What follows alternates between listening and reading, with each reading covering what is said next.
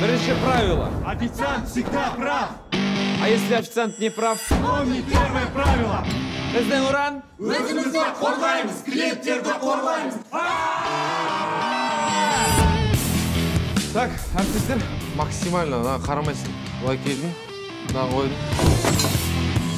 Осылай, көрінді ме? Саламатсыз ба, сіздерде диетический тамақ бар ма? Сен ренжіме, бірақ сенде азуға шанс жоқ. Мен немене бөле, сендер базар фильтровать етіп сөйлемейсіңдер ма? Бұл біздің ресторанның форматы қосамдай. Тездетіп айтсаңдаршы малдарына. Керекені сөйлеу керек, клиенттерге ұнайды еще. Түсіндім дайшы.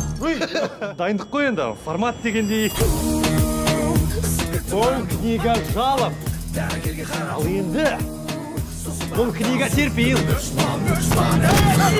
Туысқандардың бәрін басын жинап, ішіндегі бәрін шығаратын ресторан екен да.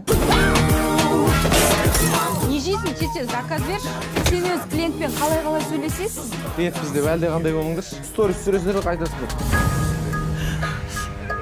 Кафенің форматы сондай ғой? Ондай формат үйде де жетеді.